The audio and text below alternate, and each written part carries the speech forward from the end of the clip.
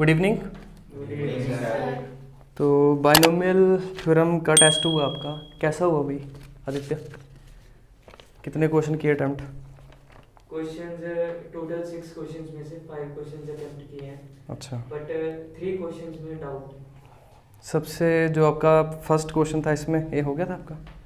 नहीं हुआ था? अच्छा, और अटेम्प्टेशन की हुई है, ठीक है। हाँ जी ऋषि जी, आपका? सर टोटल 5 क्वेश्चन में से 4 क्वेश्चन अटेम्प्ट किए थे। 4 हो गए? 2 अच्छा, क्वेश्चन में डाउट। चलो ठीक है। आपका दिन भी? सर टोटल 6 क्वेश्चन में से 4 क्वेश्चन अटेम्प्ट किए थे। 6th क्वेश्चन हुआ आपसे? Sir yes. चलो ठीक है। चलिए क्वेश्चन नंबर फर्स्ट पे आते हैं आप, ठीक है। फर्स्ट क्वेश्चन था आपके पास, what is the coefficient of the middle term in the expansion of, ये आपको एक्सपेंशन दी थी, ठीक है, एक्सपेंशन आपको दी थी और उसमें आपने कोफिशिएंट बताना था मिडिल टर्म का, ठीक। और एक्सपेंशन देखिए क्या थी आपके पास, 1 plus 4x plus 4x square, इसकी होल पावर है 5, है ना। ऑप्शंस भी चलो आपको बता देता हूँ यहाँ पे। फर्स्ट ऑप्शन था आपके पास 8064, B option 4032, C option 2016 and last option is 1008। ये क्वेश्चन, ठीक है। इसमें आपको क्या बताना, what is the coefficient of the middle term. पहले तो मिडिल टर्म ही निकालना पड़ेगी, फिर उसके कोफिशिएंट की बात कर लेंगे हम, है ना। तो मिडिल टर्म निकालने के लिए पहले ये इसको आपको उस स्टैंडर्ड फॉर्म में लेके आना पड़ेगा, या तो a प्लस बी की होल पावर n में, या फिर 1 प्लस एक्स की होल पावर n की फॉर्म में आपको लेके आना पड़ेगा इसको, ठीक है। लेकिन यहाँ पे आपने देखा कि जैसे ये जो आपके पास अब यहाँ पे कितनी टर्म है, ये 3 टर्म है, बाइनोमियल तो नहीं है, यहाँ पे 3 टर्म है आपके पास। तो देखो इसको कैसे आपको बनाना था, ध्यान से अगर आप इसको देखो, ये जो इनसाइड में दिया हुआ है ये आपके पास 1 प्लस क्या 2x का होल स्क्वायर है,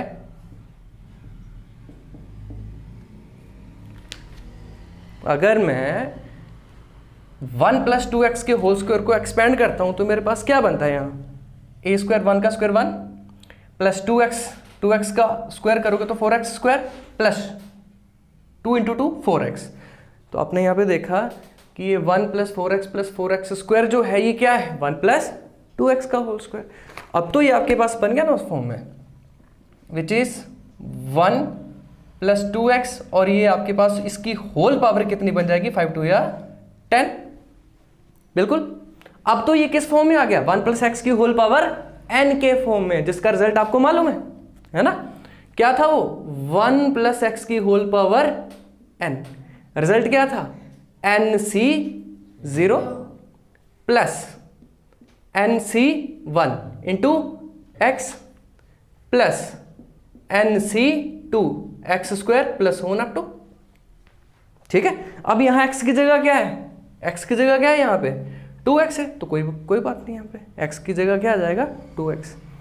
तो यहाँ जब मैं इसको एक्सपेंड करूंगा हेयर, यहाँ पे आपके पास 2x जो है ये 1 प्लस एक्स की होल पावर n का काम करेगा अब यहाँ पे, ठीक है। n कितना है 10 है, a 1 की जगह 1 ही है और x की जगह 2x और n कितना है 10। क्लियर हो गया इतना? आ जाइए, तो जब इसको आप सॉल्व करोगे, दिस इज nc0 तो मतलब 10c0, ठीक, प्लस nc1 मतलब 10c1 और इंटू में x है, x मतलब यहाँ कितना आएगा 2x, बिल्कुल ठीक है। अच्छा, उसके बाद 10c nc2 मतलब 10c2 और देन 2x की होल पावर 2, ये आपके पास चलता जाएगा, सही बात है। तो ऐसे भी आप देख सकते हो, है ना। अब ये तो चलता जाएगा आपके पास, ऐसे टर्म्स बनती जाएगी, लेकिन ये करने की जरूरत है नहीं है आपको, इसको एक्सपेंड करने की जरूरत है नहीं। मैंने तो एक्सपेंशन आपको बता दिया 1 प्लस एक्स की होल पावर, लेकिन इतना करने की भी जरूरत नहीं है। क्यों? क्योंकि यहाँ तक प्रॉब्लम थी सिर्फ। क्यों? क्योंकि आपको मिडिल टर्म के लिए क्या चाहिए, tr+1। इसको तो एक्सपेंड करने की जरूरत भी नहीं है हमें। क्या जरूरत है? नहीं है, बिल्कुल नहीं है ना। तो फिर यहाँ पे क्या करना, जनरल फार्मूला आपके पास क्या था, वो जनरल टर्म का tr+1 NCr a power n minus r b power r, सही बात है। यहीं से तो आपके पास टर्म्स आती ना। अब देखो यहाँ पे आपके पास 1 + 2x की होल पावर 10 है, 10, तो इसकी मिडिल टर्म क्या होगी आपके पास, ये इंडेक्स है, इसमें एक ऐड करोगे तो 11 आएगा, 11 टोटल टर्म है, तो दैट मीन उसका मिडिल टर्म ऑड है, वो 11 ऑड है, तो मिडिल टर्म क्या होगी वहां पे आपके पास, 6th टर्म, क्या रहेगी 6th टर्म, तो दैट मीन्स T5 + 1, T6 हो जाएगा, वही मिडिल टर्म है। और R की वैल्यू कितनी है यहाँ पे मेरे पास 5 है, N आपको पता है, N आपके पास कितना है यहाँ पे 10, तो 10C5 A power n minus r, तो A तो आपके पास 1 ही है, इसकी बात क्यों करनी। B की बात करते हैं तो B कितना है 2x, और इसकी पावर कितनी R मतलब 5, सही है, विच इज 10C5 2 की पावर 5 32, बिल्कुल, इनटू 32 और x की पावर 5। मुझे तो सिर्फ इससे मतलब है, ये टर्म आ चुकी है आपके पास मिडिल टर्म, लेकिन उसने पूछा क्या था, coefficient of the middle term, तो ये आपके पास पूरी मिडिल टर्म आ गई, और इसका जो आपके पास कोफिशिएंट आएगा वो यही टर्म आएगी आपके पास, मतलब 10C5, तो 10 factorial by 5 factorial into 5 factorial into 32, इसको सॉल्व करोगे आपके पास आंसर आ जाएगा, ठीक है ना।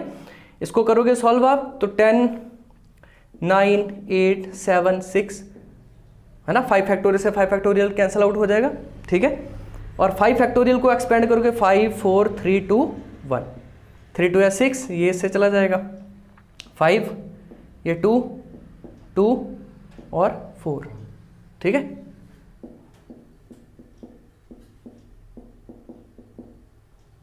और इनटू में 32 भी है, तो आपके पास जो ए ऑप्शन है 8064, इसको मल्टीप्लाई करके आपके पास आंसर आ जाएगा फाइनली, ठीक है। यहां तक मेन था आपके पास, बस मिडिल टर्म निकालनी है। मिडिल टर्म कैसे, यहां पे इंडेक्स कितना है इसका 10, और उसमें एक ऐड करोगे तो आपके पास मिडिल टर्म आ जाती है, उसमें आपके पास नंबर ऑफ टर्म्स आ जाती है।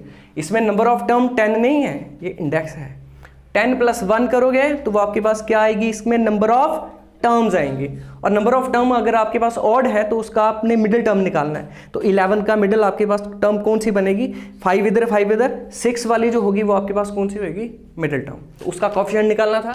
नेक्स्ट क्वेश्चन था आपके पास, what is the positive value of m for which the coefficient of x² in the expansion 1 + x power whole power m is 6।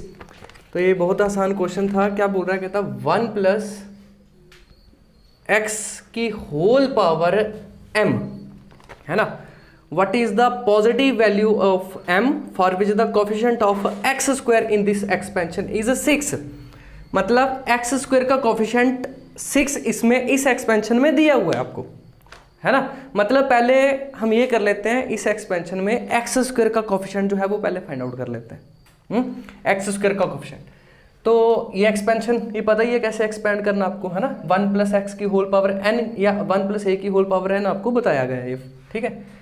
तो TR + 1 जनरल फॉर्म है ना, जनरल टर्म का, तो MCR A power n minus r, तो A तो 1 है, क्यों लिखना है इसको, है ना, B पावर R, तो B कितना आपके पास x पावर R, क्या बोला क्या था उसने, कोएफिशिएंट ऑफ x², तो आप खुद सोचो x² चाहिए आपको ना, तो r की वैल्यू यहाँ कितने पुट करना पड़ेगी 2, बिल्कुल, तो जब r की वैल्यू आप 2 पुट कर दोगे तो यहाँ 2 + 1 3, MC r की वैल्यू कितनी पुट की 2, और x की पावर कितनी 2, आपको x² का कोएफिशिएंट दे रखे हैं, कितना 6, तो x यहाँ कोएफिशिएंट कितना है MC2, और गिवन में कितना है 6, तो यही तो पूछा उसने कि m की छोटी सी पॉजिटिव वैल्यू चाहिए आपको, तो MC2 किसके बराबर आ जाएगा 6 के बराबर, तो बस इसको सॉल्व कर लेते हैं, this is m factorial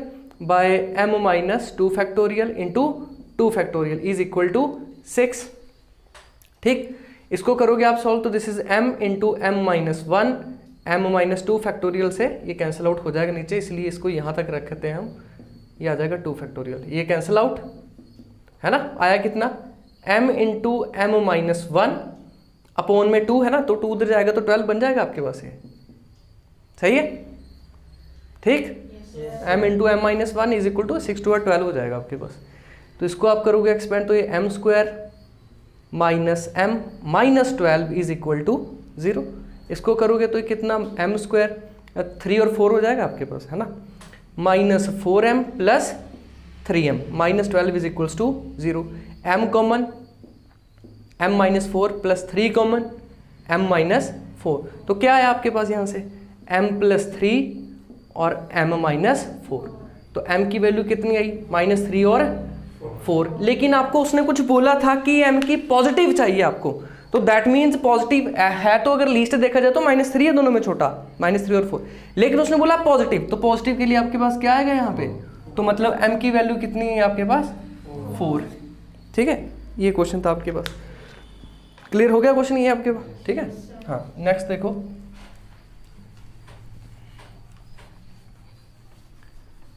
next question देखिए, हाँ important, find the term independent of p, है ना, x से रिलेटेड आपको करवाया था, अब यहाँ पे p हो गया, कोई प्रॉब्लम नहीं है। Find the term independent of p in the expansion, ये आपको एक्सपेंशन दिया हुआ है, एक्सपेंशन आपको दिया है प्लस 2 इंटू ये क्यूब रूट में है ये, ठीक है, और इसकी होल पावर कितनी है 18, वेयर p ग्रेटर देन 0। कहता find the term independent of p, सही है। तो पहले तो आपको ये देखो ध्यान से, a प्लस पी की होल पावर n के फॉर्म में है, बिल्कुल है। टर्म इंडिपेंडेंट का कॉन्सेप्ट आपको करवाया गया है कि p के टर्म में बोला ना उसने कि इंडिपेंडेंट टर्म बताओ p के फॉर्म में, तो उसमें वो p की टर्म होनी नहीं चाहिए, है ना, ये कॉन्सेप्ट है इसमें। तो देखो ध्यान से, लेकिन ये है कि पहले इसको थोड़ा आपको मैनेज करना पड़ेगा, ठीक है, पावर की फॉर्म में। थोड़ा देखो ध्यान से, ये है क्या, या फिर इसको ऐसे लिख सकते हो आप, कैसे देखो, p की होल पावर ये 1/3 है, ठीक, ये, और ये 1/2 मल्टीप्लाई में है, और p की होल पावर कितनी है 1/3, और बाहर पावर कितनी है 18। इसको हम ऐसा लिख सकते हैं ना, बिल्कुल। अब यहां पे आपके पास a कितना आया, p की पावर 1/3, अगर हम उससे मतलब कंपेयर करने की कोशिश करें a प्लस बी की होल पावर n से, b कितना है आपके पास 1/2, p की होल पावर 1/3, n कितना है 18। बोलो ठीक हो गया यहाँ तक? अब हम क्या करेंगे, जनरल टर्म का फार्मूला tr+1, ठीक, तो tr+1 जी, NCR, n कितना है 18, तो 18CR, a power n minus r, a कितना है आपके पास p पावर 1/3, ध्यान से ये पूरा a है, और इसकी whole power n minus r करोगे तो 18 माइनस r हो जाएगा, बिल्कुल, और b पावर r, b कितना है 1/2, p की होल पावर 1/3, और इसकी होल पावर कितनी आ जाएगी r। क्लियर जी? इसके बाद 18CR, p की होल पावर की अगर बात करें तो कितना बन जाएगा, देखो ध्यान से, 1/3, 18 minus r/3, yes 18 minus r/3, और यहाँ 1/, ये 2 की होल पावर r अलग, और p की पावर बाहर r है, इधर 1/3 है, तो r/3, सही है। इधर लिखते हैं हम, आ जाओ। अब यहां से आपके पास कितना आ जाएगा, दिस इज 18CR, देखो ध्यान से, ये p की पावर 18 माइनस r/3, एक ये है 18 माइनस r/3, और p की नीचे भी तो पावर है r/3, जब ये ऊपर जाएगी तो क्या हो जाएगी माइनस r/3, सही है। यहां से कितना आ जाएगा, 3 डिनोमिनेटर सेम, 18 माइनस 2r/3, तो p की कितनी पावर बनी 18 माइनस 2r डिवाइडेड बाय 3, सही हो गया। और यहां नीचे भी तो है कुछ, 1/2 की पावर कितनी r, यही आया यहां से, यही आया। लेकिन देखो उसने बोला है कि हमें बाकियों से मतलब नहीं है, हमें सिर्फ मतलब है p की, जो उसमें p नहीं होना चाहिए, इंडिपेंडेंट जो टर्म आए वो इंडिपेंडेंट ऑफ p होना चाहिए। तो वो कब होगा, जब p की टर्म ही ना हो। अब p की सारी किस चीज के ऊपर डिपेंड कर रहा है, 18 माइनस 2r/3। आप खुद मुझे बताओ कि r की मैं यहां क्या वैल्यू रखूं कि इसकी पावर 0 हो जाए, क्योंकि पावर 0 करेंगे तभी तो ये 1 होएगा, तभी तो 1 होगा। तो मतलब r की वैल्यू, अब खुद सोचो, अब r की वैल्यू यहाँ पे 9 अगर रख दूं, 9 r की वैल्यू अगर हम यहाँ 9 रख दें, 9 2 18, 18 माइनस 18 0.3 मतलब 0, p पावर 0 मतलब 1, तो p हट गया। दैट मीन r की कितनी वैल्यू रखें, 9। r की वैल्यू कितनी रखना पड़ेगी मुझे, 9। तो ये 9 रखने पे ये आपके पास p पावर 0 बन जाएगा, मतलब 1। तो बचा क्या आपके पास, 18cr 1/2 की पावर r। यही तो टर्म है आपके पास जो इंडिपेंडेंट ऑफ p है। सही हो गया? ठीक, अटेम्प्ट किया था ये क्वेश्चन आपने, ठीक है, ऐसा ही बना था बिल्कुल। तो ये आपके पास मेन था। कभी r पूछेगा, कभी ये पूछेगा कि टर्म बची क्या है, तो मेरे ख्याल से आपको पता, ठीक है ना, समझ गए?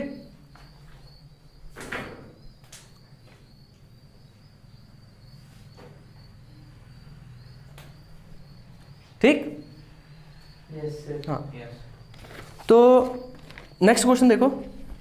अब कई बार वो इंडिपेंडेंट भी बोलता है, कई बार वो कांस्टेंट, एक वर्ड एक यहाँ पे कांस्टेंट भी कई बार डाल देता है बीच में, ठीक है, ऐसा भी हो सकता है।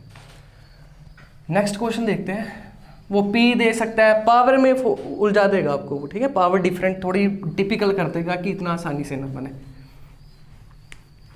नेक्स्ट देखेंगे, नेक्स्ट क्वेश्चन देखिए, कहता है फाइंड द वैल्यू ऑफ, ये आपको दिया था एक्सप्रेशन, a²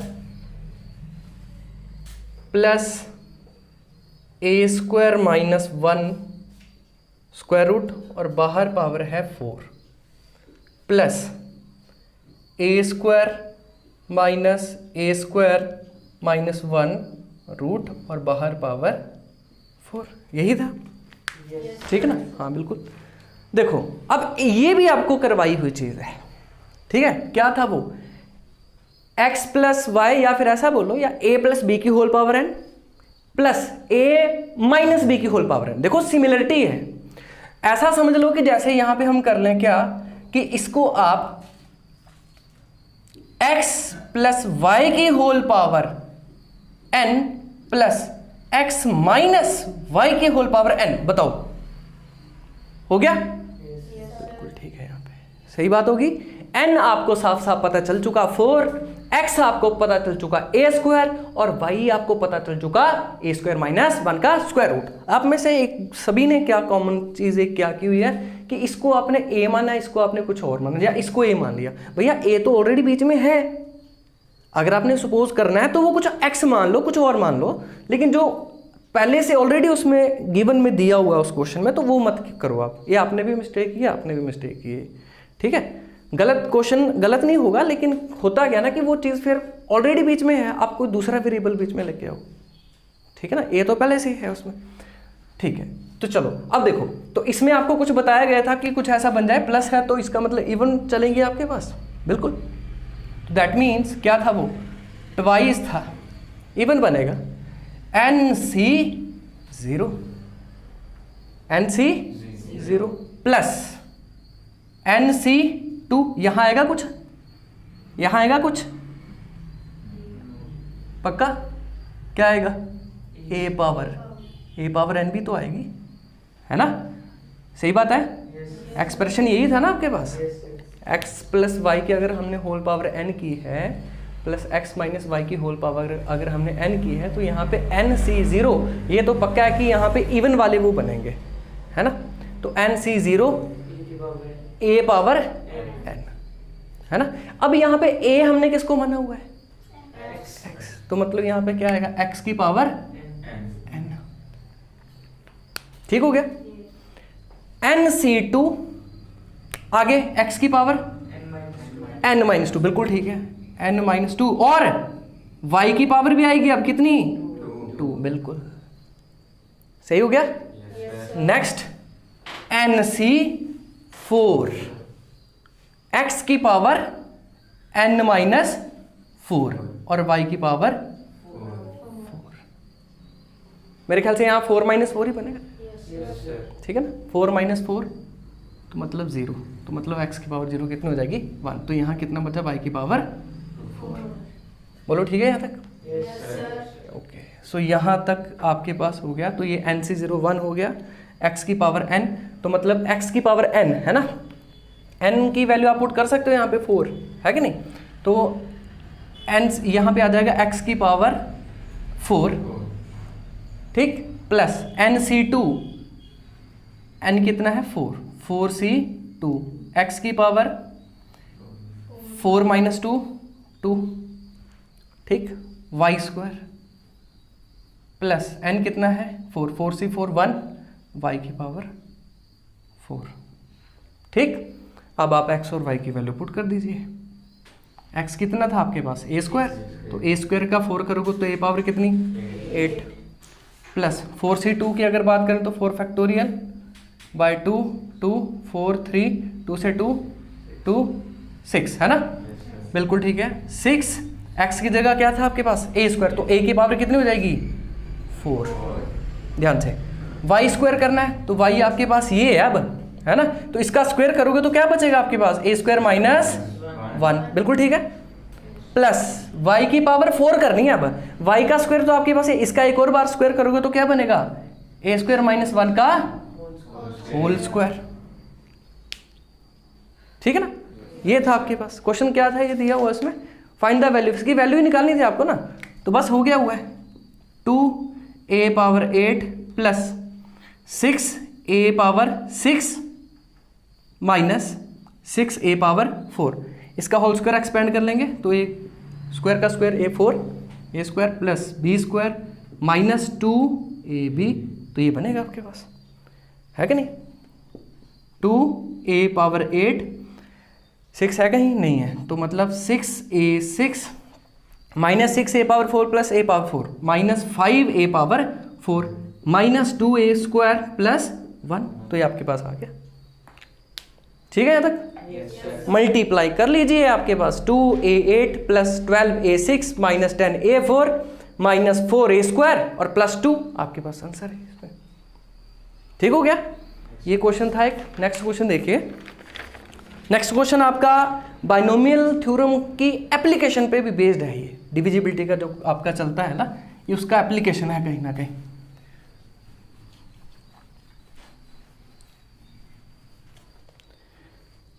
क्या क्वेश्चन था, कहता है show that 9 raise to power n plus 1 minus 8n, है ना, माइनस 9 इज डिविजिबल बाय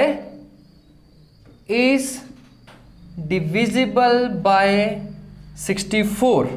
ये आपको बताना था कि 64 से डिविजिबल है ये क्वेश्चन, ठीक है ना। ये आपको बताना था कि ये जो दिया आपको ये 64 से क्या है डिविजिबल है, ठीक है ना। अब मुझे एक बात का आंसर दो, अगर ये 64 से डिविजिबल है तो ये इस 64 के एज अ मल्टीपल होना चाहिए। जैसे अगर यहाँ होता कि, जैसे मैं आपको एग्जांपल देता हूँ, 8 अगर मैं बोल रहा हूँ कि भैया 8 जो है वो प्रूव करो कि 2 से वो डिविजिबल है, तो मैं ये प्रूव करवा दूं कि जो 8 है वो 2 का मल्टीपल है, तो हो जाएगा।